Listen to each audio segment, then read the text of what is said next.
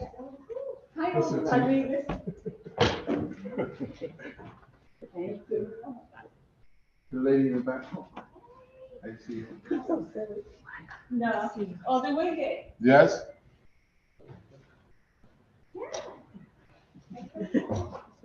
All right.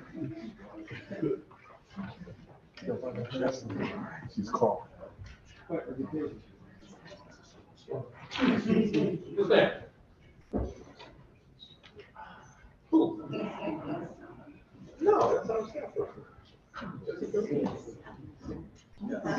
Oh, okay. Is that okay?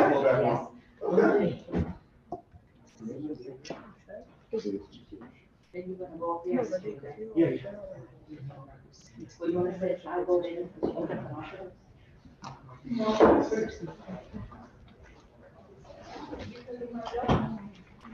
That wasn't mine. It was not. No, that wasn't mine.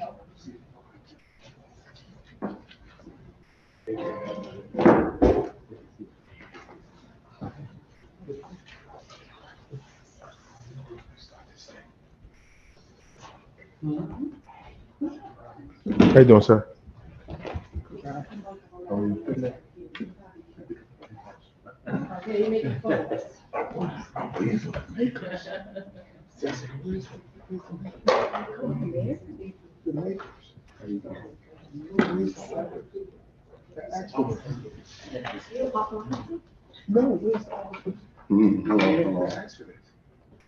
Oh, that is a good question, because they wouldn't buy it. The way that they have wires going around. Did you hear the parade? Yes. Oh, why not?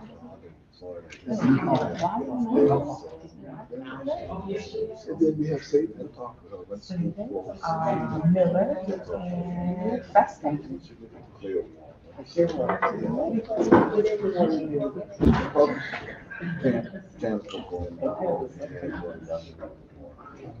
So, I'll have to drive them each year to my line, but instead of that, because they're losing. Okay, I understand. So they set up our drop, I'll be driving back. Yeah. I'll be driving. No, this one I want to. Okay. Just check. Yeah, this one. Because I got some friends. Yes. And No. Just check.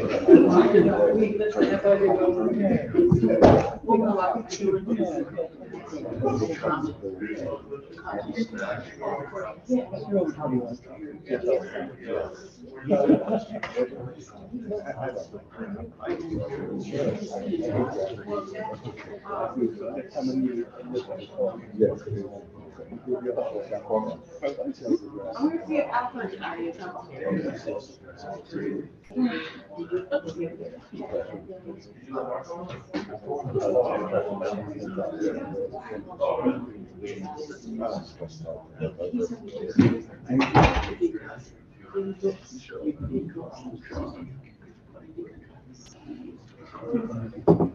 So my car, you had to pay it when I. Okay. No, it still goes for 28 or 20 feet. So that's all we need. See what those anti license plates. I'm eligible for it.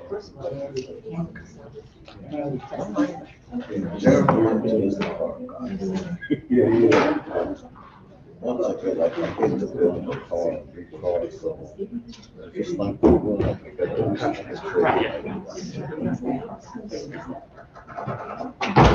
Whatever is price and rate. So far, that's the only one.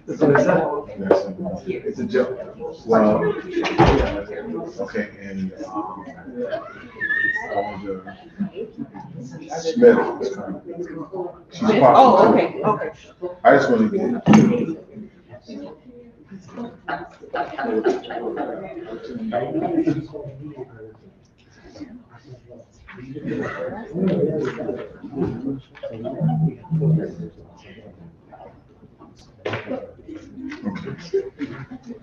So is it good that you want?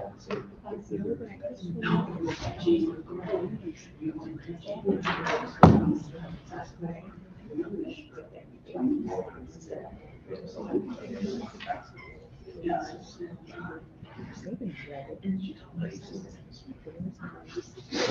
3 people for education. I did. Okay, there's gonna be some talk around that. There's always gonna be talking, but you're right, there's have to be some current talk, right? Okay.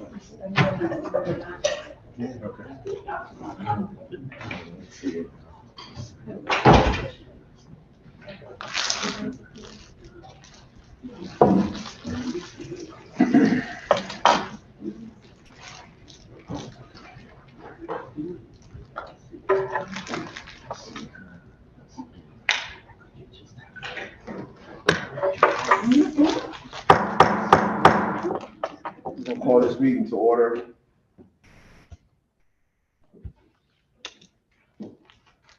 The meeting can be viewed on the Board of Aldermen YouTube channel.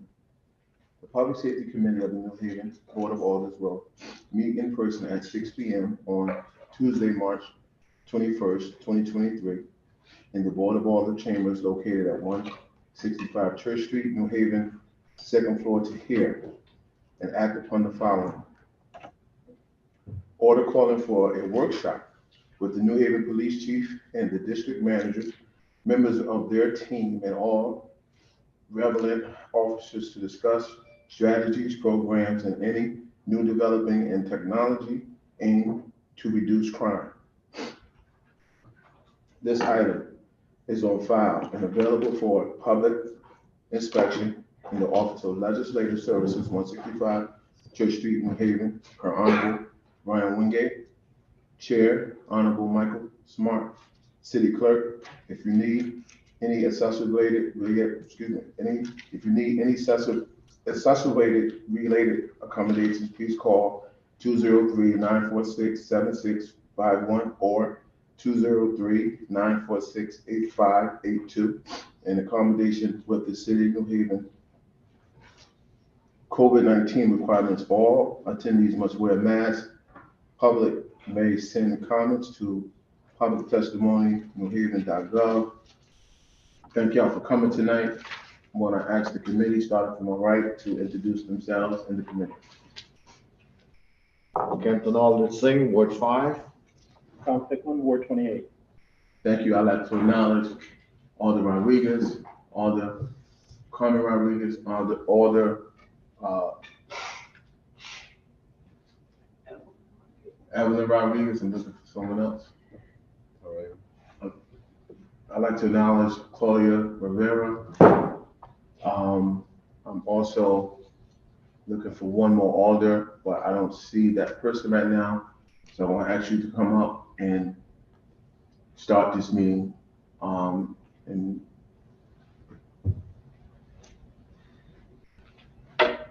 sit right here, please. Yeah. State your name and address for the record.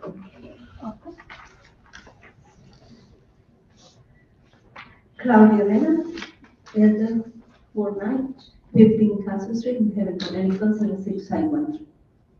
Thank you for coming tonight.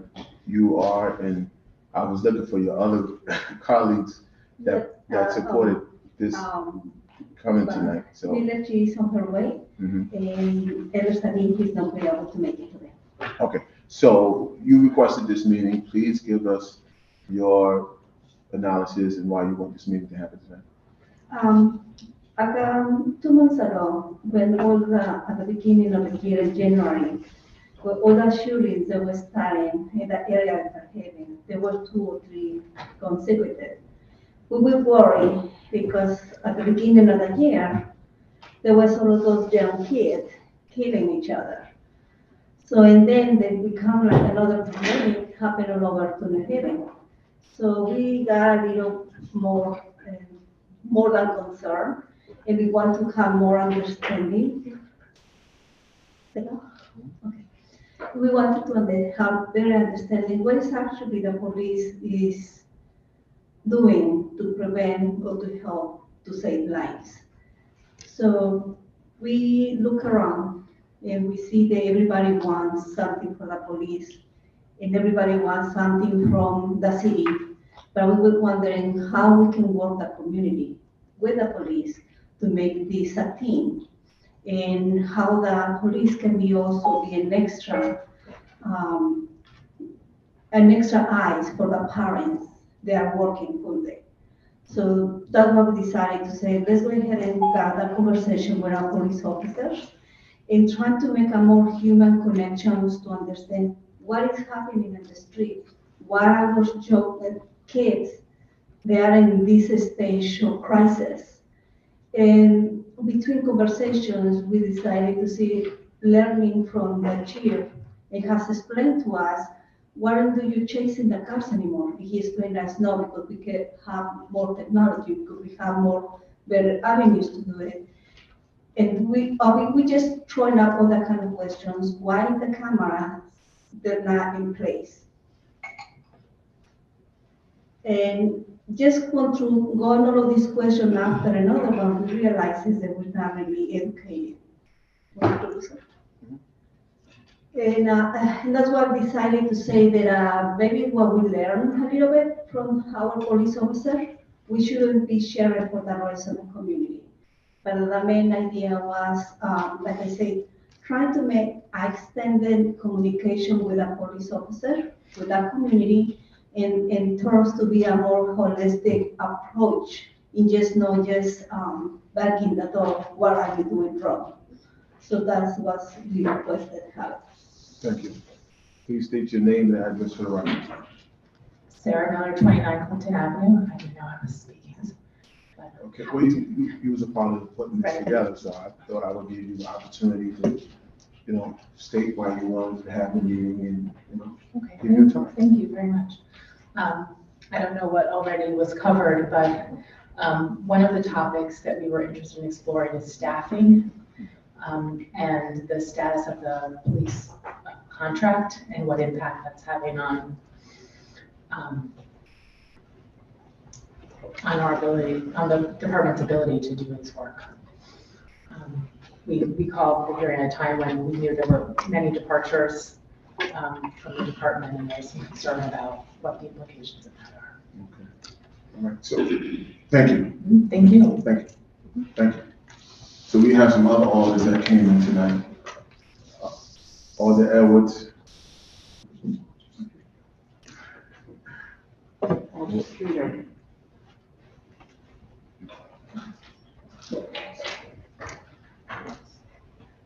Thank you. Alder Smith, Vice Chair for Public Safety. Please forgive my witness. Alder Streeter, the new guy on the board. Welcome. Thank you so much for coming.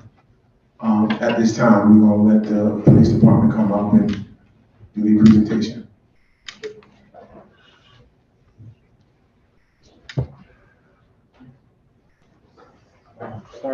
We'll start with part 4, and then we'll be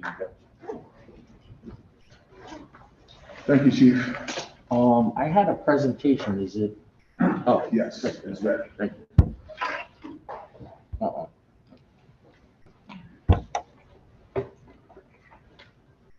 First, I want to say thank y'all for what y'all do.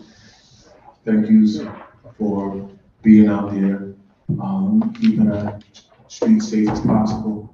I know that there's many challenges with your work. I just want to commend you for what you've been doing so far. And hopefully tonight we can, can hear some avenues or create some avenues where we can help as we move forward with this administration. So thank you.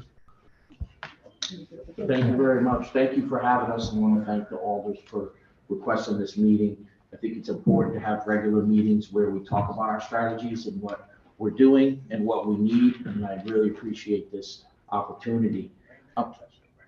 Oh, Carl Jacobson, 15 Westerly Road, New Haven, Connecticut. Yeah. Lieutenant Elliot Rosa, 1 Union Ave, New Haven, Connecticut.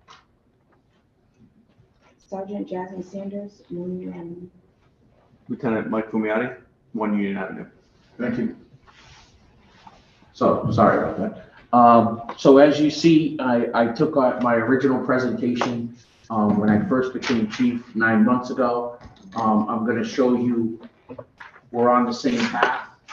I'm going to show you some good things that are happening. but our philosophies are still the same. Our philosophies are community policing, stopping crime before it happens, reacting to the crime and making arrests, which we're doing a lot better. There's also a new section in here on the technology we've added. Is it all right to have it down long? Okay. The technology we've added to help assist the officers, and then we'll talk about some of our challenges, some of our good work, and some of our challenges. So, do we have? Oh, okay. So again, transparency, accountability, and stability. Stability is going to be a common topic tonight. It's hard to keep a stable department when it comes to numbers. We've seen 8 people leave the department for other police departments. We've seen 6 people retire. So although we're hiring and we're getting some good candidates, we've already lost 14 people this year. But the theory is we stabilize our leadership. And if you notice, one of the things we just did, I've put up Lieutenant Colon to be an assistant chief, which she'll be made on Friday, and we're really excited about that. So transparency and accountability, command staff personnel at all major events. I think you've seen us out in the community more in the last 9 months. And as the weather gets better, you're going to see us more and more. Social media presence. We have a full operating social media platform now.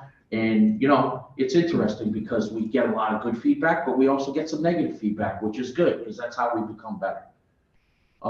We're considering those community suggestions regarding promotion and hiring process.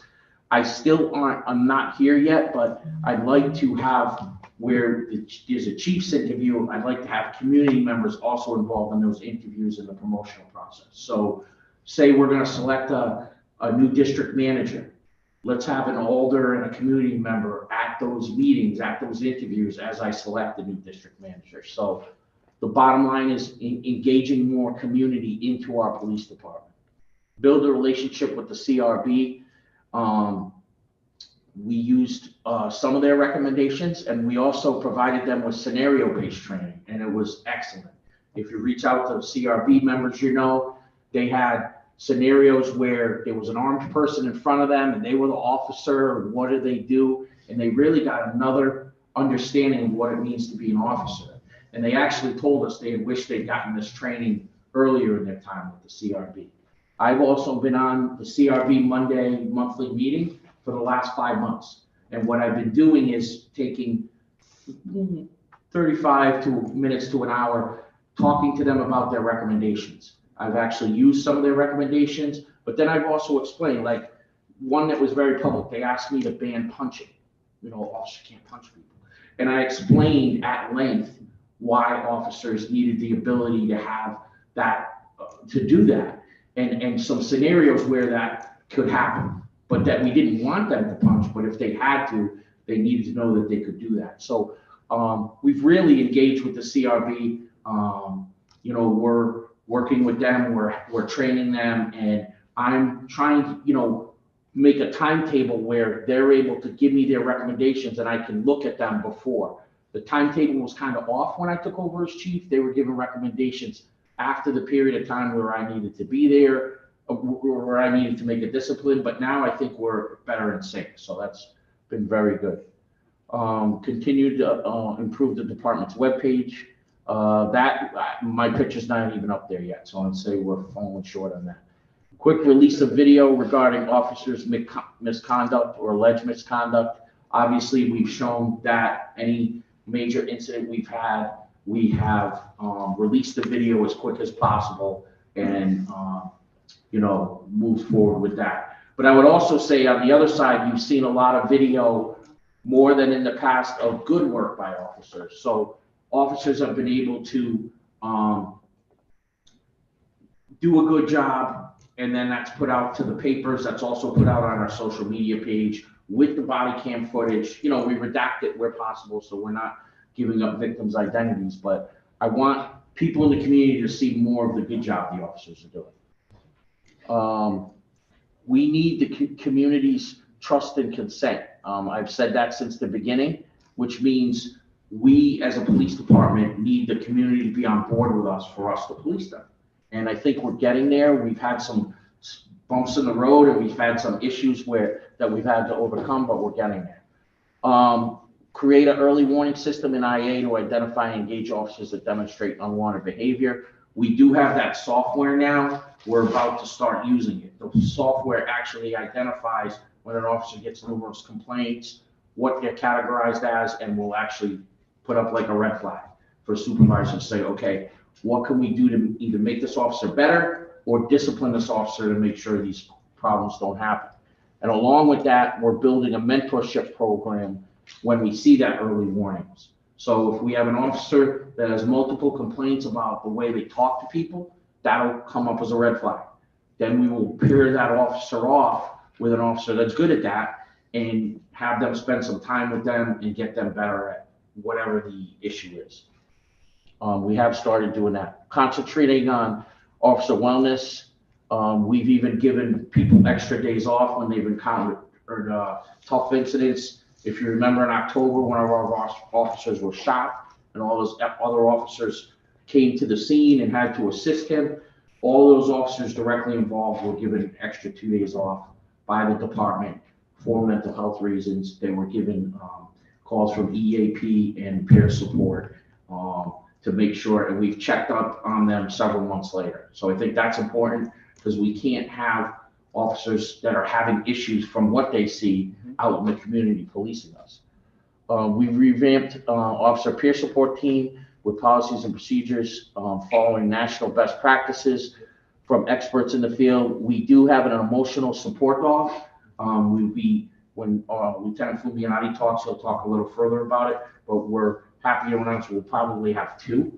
And one will be assigned with a detective. He'll still do his regular duties, but that detective's in the special victims unit. He's encountering children who may have been abused. He's encountering people who've had sexual abuse. He now has a peer support dog, so we're excited about that. Enforcement of department policies, regulations, code of conduct. It's not something I'm happy about, but since I've been here, I put 9 people up for termination. So we're holding people accountable, and we're holding them accountable per our policies and procedures. But I want to do one better than that and use the above things I mentioned to identify the problems ahead of time. Too many times we said, oh, he just has a problem, and the administration maybe glazed it over. No more. I don't want to fire people. It's hard to get people. I don't want to fire people, so I want to keep them. So we're going to do more things to keep people. Use of board of police commissioners on policies, procedures. We're doing all our policies and procedures for accreditation. By November 2023, we have to be accredited with the post accreditation per the police accountability bill. And that's a good thing, right? This is something that as we were going through it, we would have seen things like we don't have seatbelts in the transport van. We don't have the proper procedures for car chases or whatever. We're looking at everything with a fine-tooth comb under a microscope, changing things. And we have a police commissioners that are made up of, we have 2 college professors on there. One, Tracy Mears, was on the Obama 21st Century Policing Task Force. She was part of it. So she's been really great. She's heading up the looking at the policies and procedures and helped us get a lot of ideas. She was part of a team that redid Baltimore's policies and procedures after some tough times with the Baltimore PD. And also Professor Lawler's on there, Commissioner Lawler, who's an expert on criminal justice from the University of New Haven. He's been excellent, helping us with ideas. That's one thing we are going to be. We're going to be a police department that takes suggestions and changes things. Policing of neighborhoods in a safe, impartial, fair, and unbiased manner. And when you're doing that, then you're going to be accountable and transparent. Before you move on, I just want to acknowledge our majority leader from the Board of Alders that stepped in, Alder Richard Furlow. Thank you. Stability, I talk about stability. No plan is good if not created with short and long-term plan goals. No plans completed or effective with continuous change in senior leadership. So I'm trying to retain my senior leadership. It's very difficult when we have, it was brought up before, we have an open contract. So that's one of the things that helps retain senior leadership. The unknowing of that and they're able to retire, we might lose a couple key people, but we don't want to do that. We want to keep with our senior leadership. As I go through all these parts, I'm getting a lot of buy-in from the senior leadership, and you see some of them here. And that's important because I can't just put out a plan and expect it to work itself. My people have to buy in, and I need to keep those people who are buying in. We're a very young department, extremely young. Senior leadership needs to be committed to staying long-term, or at least the length of the contract for the next chief and beyond. I'm here until the mayor fires me or my contract expires, and maybe hopefully further. So since 2007, and I said this when I was made chief, we've had over 9 chiefs. And that's not good for a department. Long-term plans cannot be played out when we're constantly changing the leader. I'm here to stay. I'm here to stay. Contract, no contract, I'm here to stay as long as you keep me. If we fail to plan, our plan will be to fail. And, you know, I threw that in there because it's important and it's true. Besides the chief's positions, again, I said the command staff, I am now going to have 3 assistant chiefs and 3 captains in place. In considering the appointment of the chief, I selected people who I know are going to stick with me through this. You know, Lieutenant Colon has 16 years on. Lieutenant Zanelli has 16 years on. I have 17 years, and Assistant Chief Etienne has 20. But we all are in it for the duration. So that's the first part. But we need the second part of keeping our captains and our lieutenants. All right, go ahead. I also would like to acknowledge all the Festa that came in. Thank you. Diversity. This is something that we talked about a lot as I was coming into becoming chief. We have in the past, and will continue to do so, the department leaders run internal campaigns, meaning, hey, you go out to certain officers, you go out to all of them, try to get them all to take the test, but especially officers that came from the city, especially minority and female officers, and try to get them to take the test and make sure they're successful. We have seen that work. We're continuing to recruit officers from diverse neighborhoods, and the main focus is from the New Haven community. We engage with the alders, the clergy, CRB, Board of Police Commissioners, CMTs, and local nonprofit partners to identify recruits. So our new system of recruiting is we have continuous recruiting. So it's not the old days where we recruit and then we get a big pool and then we try to go off a certain list. Because the reason that doesn't work is there's so few officers in the state. As you have somebody waiting on that list, they're scooped up by other departments. We just saw it. We had a great kid from Korean descent, passed everything. We're ready to offer him a job. He got scooped up by Bridgeport, you know. So that's where the other part of the contract comes in, where we need competitive wages to be able to attract the good officers over, you know. Long-term plan is executive management training for officers of color and female officers, promotion and training of these officers to get them to take promotional tests. We have a strong focus and encourage, prepare, and assist minority and female officers to take promotional tests. And you'll see in my further slide, we've already diversified our command staff. This is basically a breakdown. In July, an assistant chief was made, 2 lieutenants were made. The command staff prior to me taking over was 21% minority and female. The command staff consists of about 25 of your district managers, your head of internal affairs, your head of the bureau. Now in December, 2 lieutenants, 2 detectives, 2 sergeants were added as district managers. And right now our command staff is now 40% minority and female. And I'm going to introduce them a little later. We have a new district manager in District 7. We introduced him to the alders this week, and he is from New Haven and lives in New Haven. So we're excited about him. This is our old, when I was coming in, what our numbers were. And it kind of just shows you that our numbers are kind of the same. The only thing that's changing is we were 50-50, minority and female 50%, white male 50%. Our number of officers was 328. We had 82 vacancies. If you go to the next slide, sir. We're at 334. So we gained a bunch of officers, but we lost that number, what I said before, the 15, yeah, 14. So, you know, we still have 76 vacancies. We have 7 actually graduating tonight from Waterbury. I'm excited about that. That group is extremely diverse. You'll see the diversity breakdown there. 71% minority, that class is. And I know 2 of the candidates are from New Haven, well-known kids from New Haven. So we're heading in the right direction. It's just, we have to move faster. We have to be able to tell the people coming in, this is what we can offer you related to contract and salary, so that, you know, just for example, Hartford just gave huge increases. A top step patrol officer in Hartford makes $94,000. A top step patrol officer here makes $78,000. So you have your choice, go to Hartford or New Haven. We're both extremely busy. You know, if you're just looking for the dollars, that's where you go. The pension systems are similar. Both pension systems for that, those new officers are, I believe, 401, you know, half 401k, half 50% of your base pay at the time you leave, which is good for the city, meaning it doesn't put as much strain on the city as the old pension system. The other community that just gave huge raises is Waterbury. Waterbury's top step patrolman makes $95,000.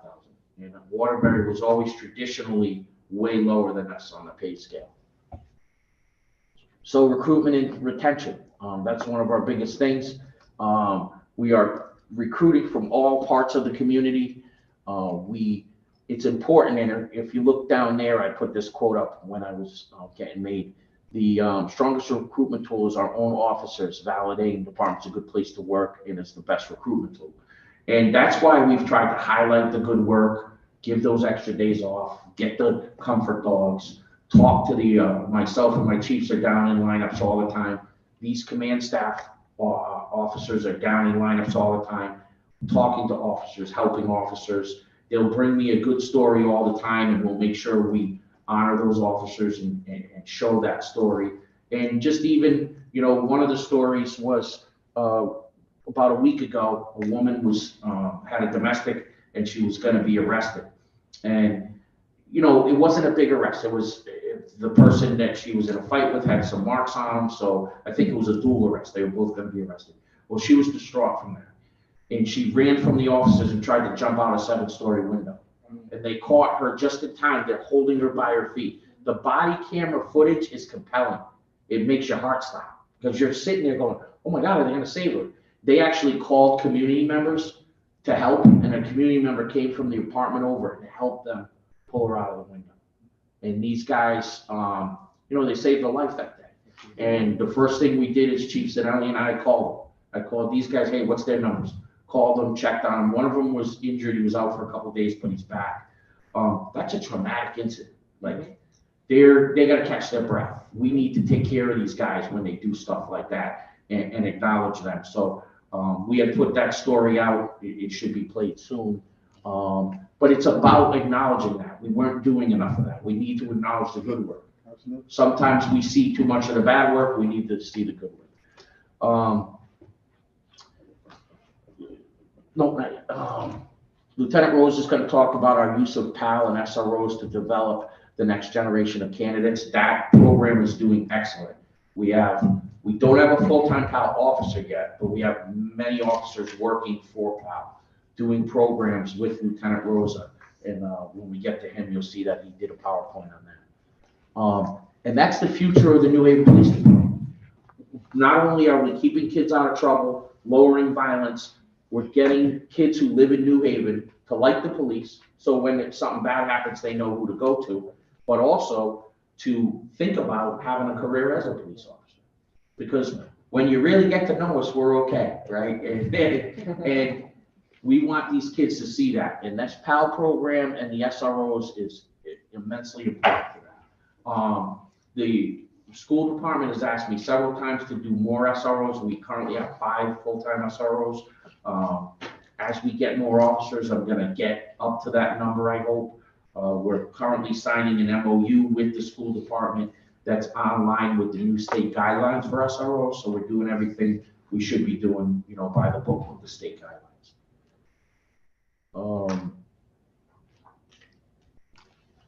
So, you know, poor recruitment and short and long-term negative impact on the agency to include the budget.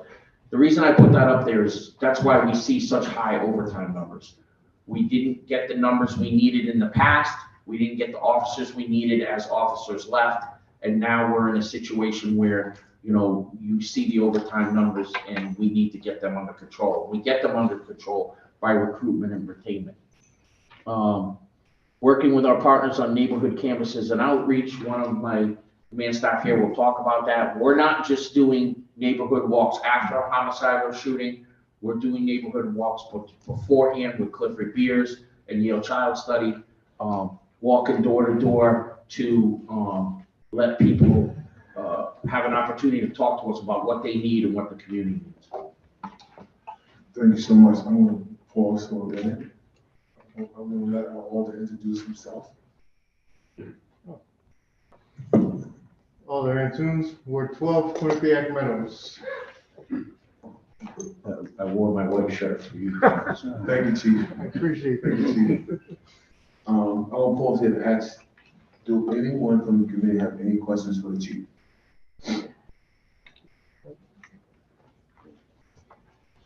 Thank you, Mr. Chair. Chief, I don't want to put you on the spot, but for informational purposes. Thank you. Chief, I don't want to put you on the spot, but just for informational purposes.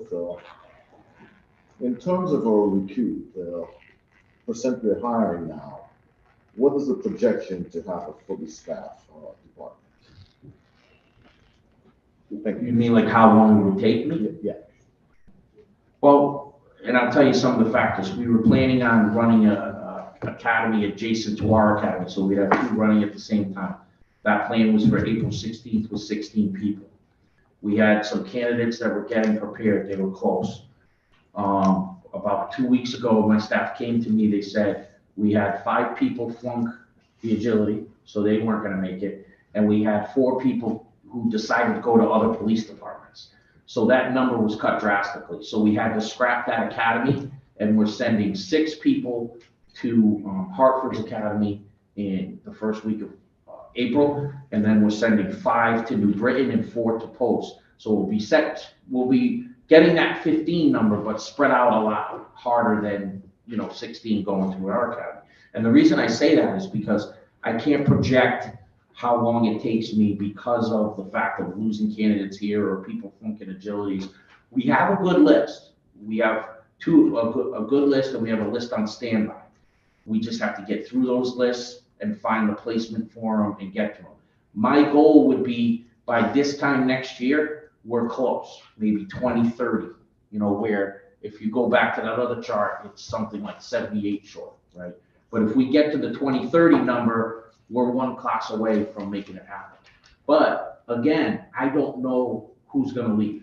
I have a lot of people signed up to leave. I have a lot of people talking about, hey, if the contract goes this way or that way, I'm not going to leave. So it's imperative for us to be able to tell that to those senior officers so we don't lose. See, the problem is we lose from the top and the bottom. I'm confident if we don't lose from the top and the bottom, by this time next year, we'll be 20 short, 20 to 30 short. But I'm not sure. Thank you, Chief. Thank you, Mr. Chair. Thank you, Alder Singh. I'd like to acknowledge all the Madam President just came in as well. Thank you. Okay. We take one more question for the Chief, and then we're going to let them proceed with their presentation. Chief, I'm Alder Streeter for the 21st Ward, and I have been having conversations with 220 County Street, the Prescott Bush building, and she had suggestions. She was suggesting that the officers be allowed to use the building to have police reports, and she's saying that they give them a key, give them access because they're saying that they need more security. It's a senior building and the seniors are scared. So she was wanting me to bring that up to you and see, what would be your take on something like that. Yeah, that's a great suggestion. That's part of community policing, right? Let's put them where they're needed, where they need to be visible. Your new district manager will be Sergeant Lowry, and he just heard it, so he'll be doing it. All right, thank you. Thank you. Retention, you know, I'm not gonna go through every point.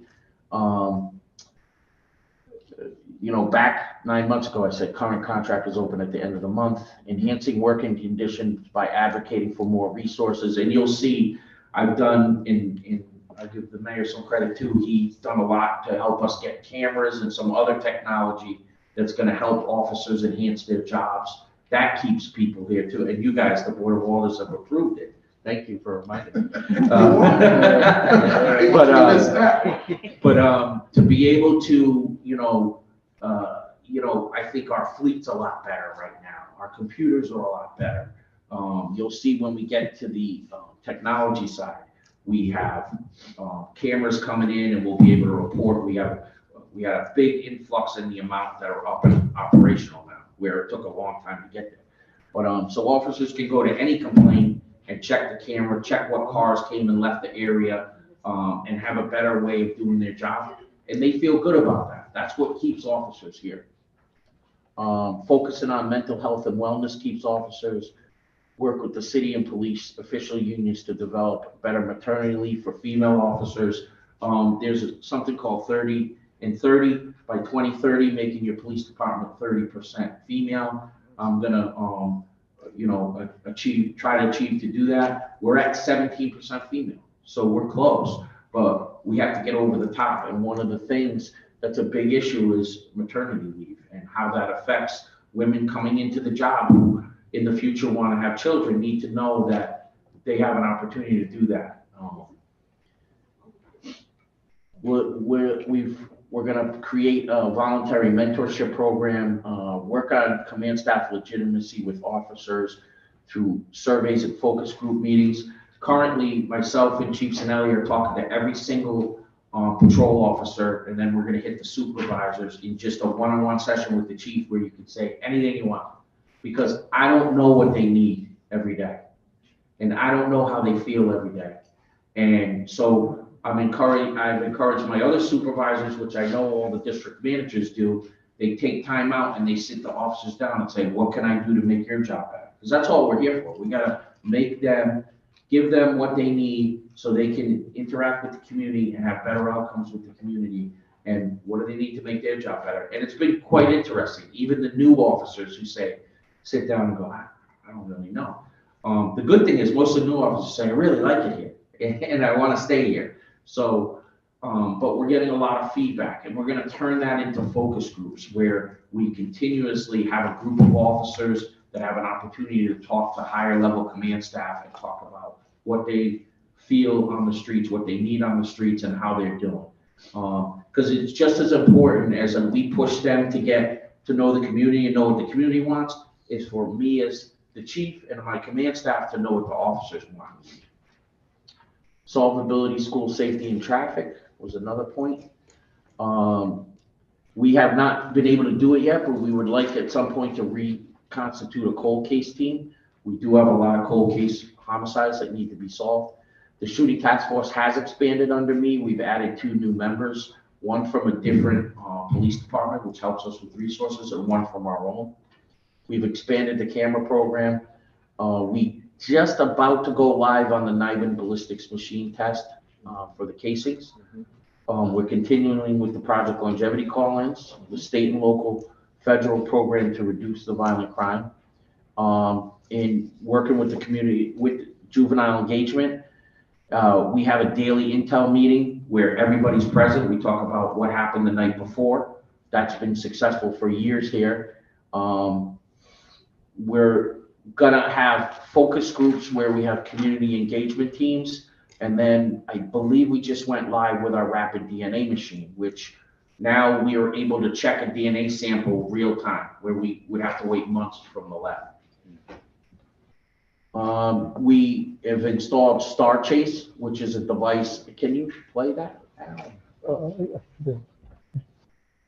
I think you've seen it because you guys approved it when we. Oh, I know, right? It's going great. Keep talking. All right, so It's inside the cruiser. It's inside the cruiser. It's inside the grill of the cruiser. If that car takes off, the officer has a device and he clicks it. It shoots out a GPS. It sticks on the car. We don't chase the car. We just wait till the car stops, then go to the location of the car and make the apprehension. We rolled it out. There it is. Oh, Just touch it. so it just shot and hit the back of the car, and then he backs off, so it's safe. So we know all the issues we have with stolen cars and kids in stolen cars. We don't want to chase it. We don't want more that kind of stuff in the city. So in the first week alone, we recovered 5 stolen cars and made 5 arrests and had a major narcotic seizure. The guy took off on our crime suppression units. They shot the device. They waited. He pulled over. Half hour later, they went to him. He was trying to pull the thing off his license plate where they pulled up, and he had 150 grams of purple fentanyl. So to get that type of seizure off of a device that's used for cars was excellent. So that's up and running. It is not throughout the whole department yet. I'm trying to get them completely trained. Next is the stop stick device. We have gotten those in. I have signed a special order, and we're just waiting for the training. Now, if you look at the Piranha, that would be something if the detectives or the plainclothes units or even patrol saw a stolen car and nobody's in it. You could put that Piranha under the car and wait. And if they come out and then try to drive, say the car was used in shooting, so we want to see who was in it. We could wait until they come out and drive away, deflates the tires, we get them safely into custody. So a lot of this technology I've seen, it's a morale boost for the officers. They don't feel helpless where the car just takes off and we tell them as supervisors, okay, back off, there's nothing you can do. So I can feel the difference in the proactivity of the officers. And we need our officers to be proactive, but proactive the right way, right? License plate readers, we have 45 installed and operational now, which is excellent. We have 105 more to be installed. 500 existing street cameras, 475 more coming. Some of them are multi-intersectional cameras. There was a shooting incident involving an exchange of gunfire on Kimberly and Lamberton. Actually, Sarge was going to talk about it, but I'll do it since it's up here. A school bus was struck by the gunfire. 2 people were shooting each other. The bullet carried and hit a school bus. I think we remember that on Lamberton. The street camera captured not only the incident, but the LPR captured the suspect vehicle fleeing the scene. The use of these 2 technologies led to us finding the people, doing a search warrant. We recovered a gun. Then we used the Niven machine and the shell casings from the gun found linked to the shooting.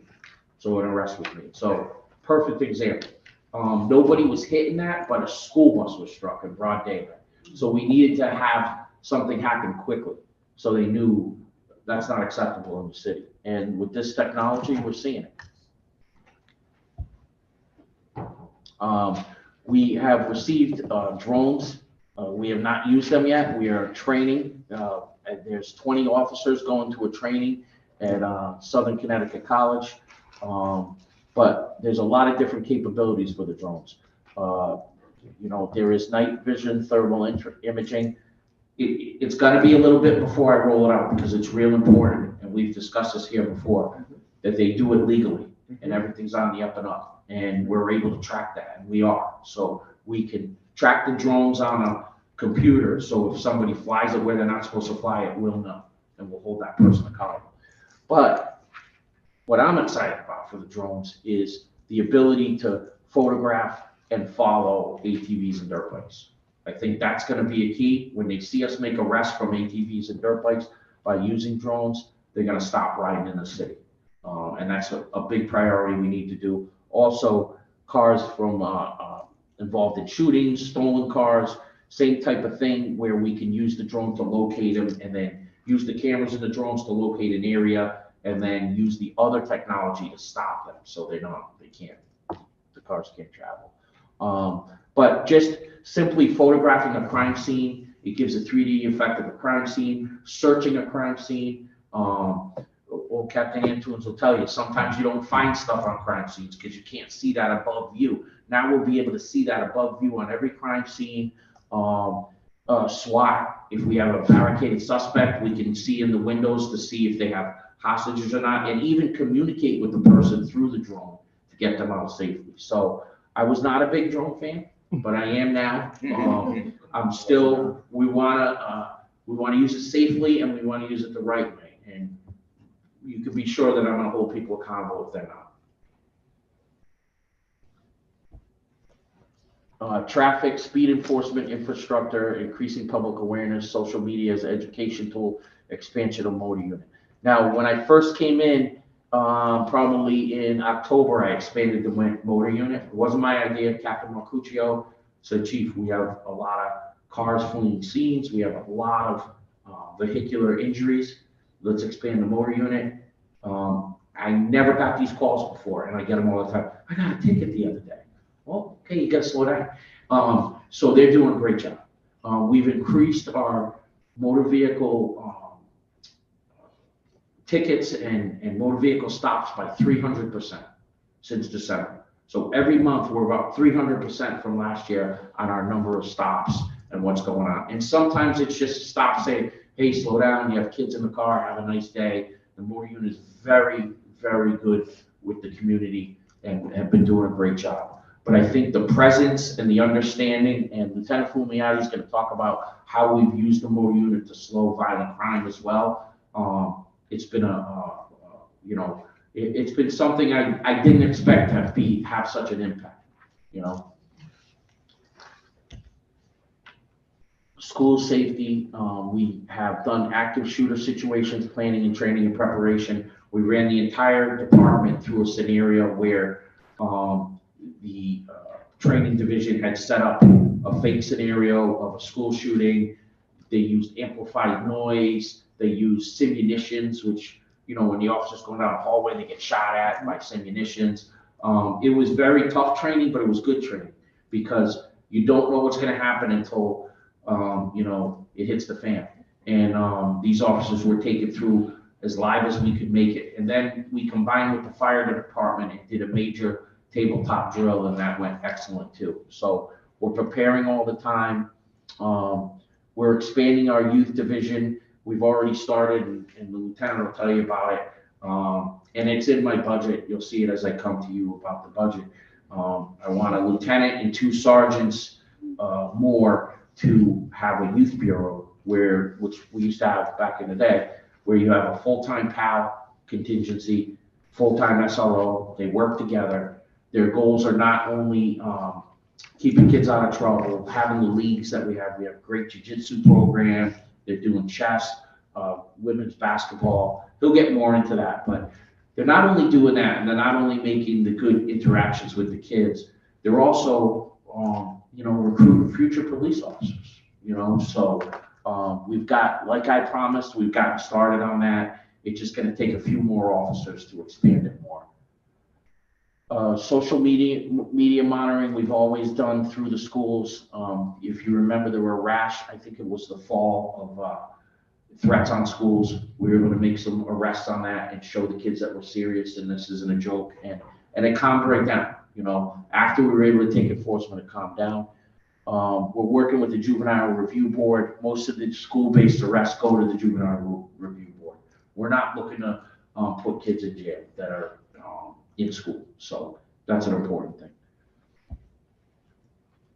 Reclaiming community policing in the future of the NHPD. As you've seen, we've put in a lot of walking beats. We have about 5 to 6 per night in the city. We're going to start expanding that as the weather gets better. We're going to get back to the department when you come out and you're brand new, you're walking. And I have not gotten any negative feedback from the officers. They like it. And of course, the community as well. We're almost completed with every officer having a set of their own business cards. It took a while. Our printing equipment downstairs needed some revision, but he's almost done with every officer has their box of cards to hand out as they're out on the beat. Community police events, we've been doing more and more.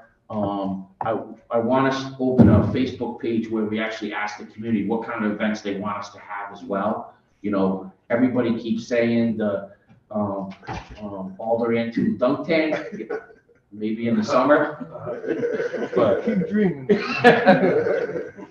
well, I feel like we're getting to the area in my bottom message where district managers are again the top cops for the areas. Everyone have their own top cop. District managers will gain more internal control in the department. You know, even for this, they already can say where they need their people, right?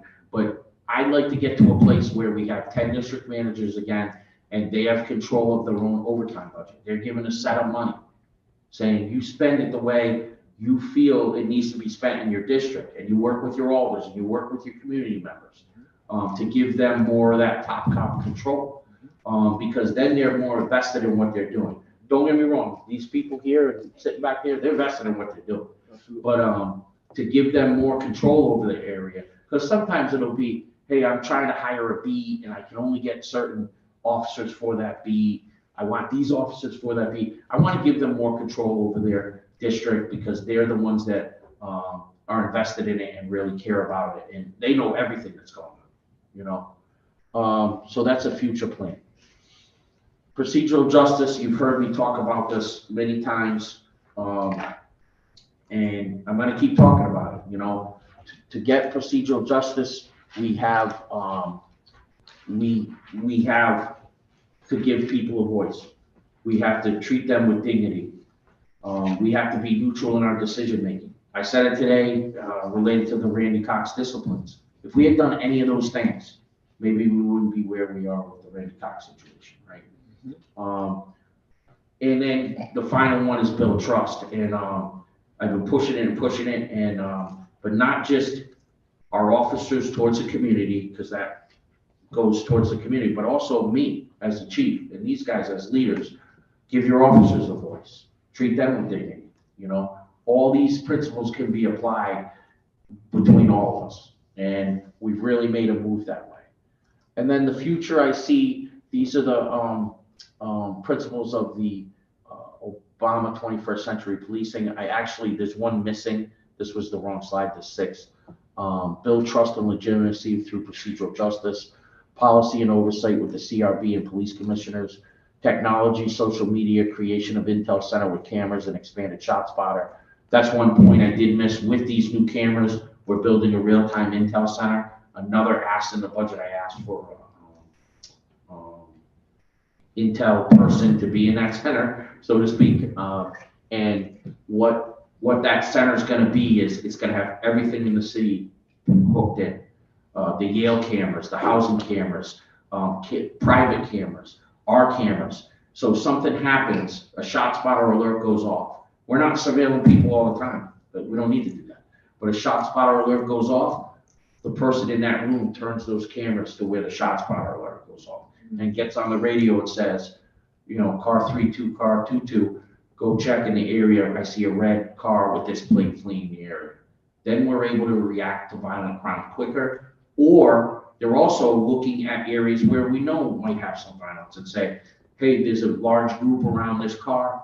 Send an officer by there, see what's going on, make sure everything's all right. Or someone shot and they're down and nobody called it in. We're going to see that and respond to it.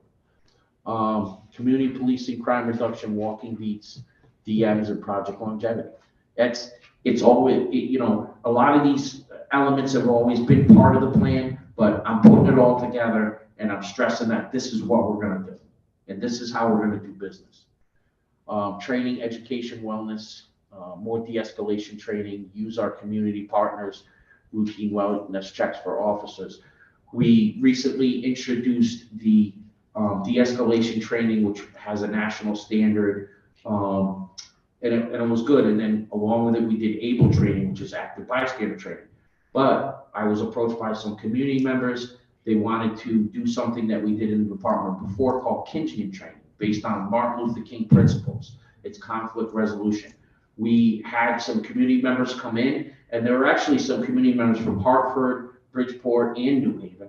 They came in and met with the recruits. I actually went and watched it, and I was blown away. I said, this is exactly what we need. You know, we haven't talked about it publicly, but we're gonna roll it out to the rest of the police department. It was excellent. And it's a type of interaction where they talk about the history of the Black community in policing. They talk about Martin Luther King, and they actually read the letter that he wrote in a prison in Alabama, you know? So it's really good stuff. And we took a poll of the officers afterwards, and we talked about that, you know. Lieutenant Fumiati does a training, the Blue Courage, which talks about officers who've lost their life in the line of duty and how that, how officers can get through situations, and it's another great training. So we're really rounding off, preparing these officers for what we want them to do. What do we want them to do? We want them in the streets. We want them walking beats. We want them engaging with the community. We want our leaders and our officers at every community event possible. We don't just want the Chiefs Cup to be the hockey game. We want the Chiefs Cup to be the basketball game on Bassett Street. And we've done that the last 3 years. I hurt my ankle several times, but we'll still be there. But I mean, these are the things you have to prepare these officers and set the right tone and the right mindset to go out and do this stuff, right? And to do it right. And that's what we want. The 6th point, it's totally losing. Officer one. Oh, okay. Yes, the 6th point, the officer wellness is supposed to be the 6th point. So I combined them for a PowerPoint and I forgot to fix it. So I'm gonna go into, well, first I'll take questions, then I'm gonna let these guys do their thing, if that's okay, which we'll expand on. Yeah, that would be okay. I want you to get to your presentation, though. I don't want, have too many questions come at one time. So if we can continue with your presentation, will be great. Yeah, so we'll have Lieutenant Rosa from District 2, but also he's wearing 2 hats. He's in District 2, and he's been heading up that lieutenant position for PAL and SRO right now. Thank you. Good evening, everyone. I'm Lieutenant Rosa. Just a little background about myself. I've been with the police department 20 years, going on